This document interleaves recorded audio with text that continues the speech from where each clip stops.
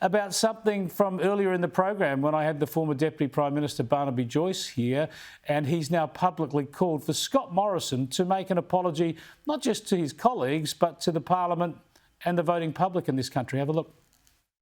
He's rung his colleagues, I believe, and those who were involved and not involved, and apologised to them. And I think that's probably a reasonable request. You've got to have a mea culpa.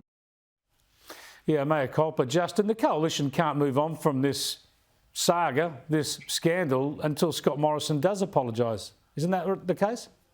Yeah, I agree.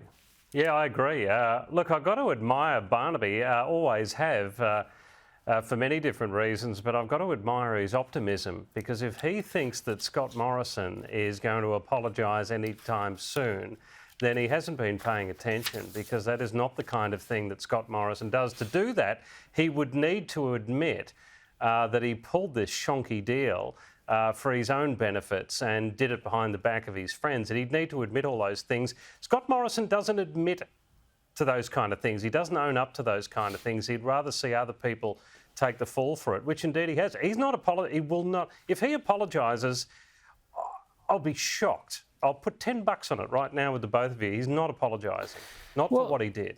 Surely if there's a bit of public pressure, Liz, he will, because he's just got to understand it's very obvious what he did was wrong. Tony Abbott said that, John Howard said that, and you've got to admit that it's wrong, make that apology. Otherwise, this thing's going to hang like a millstone around the coalition's neck for months. I honestly don't think an apology would go very far at all, Chris. The very fact that this has been out in the open for a while now, we were talking about it on last week's show, the fact that he hasn't apologised yet means he's not sorry.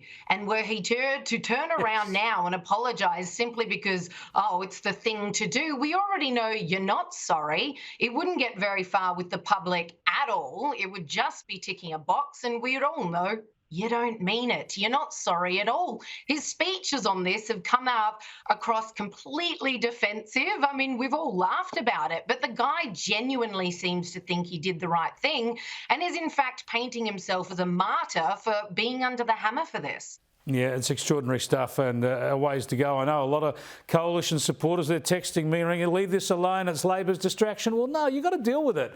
And it's unfair on Peter Dutton and the coalition. If Scott Morrison does the mea culpa, makes the apology, it'll help the coalition move on.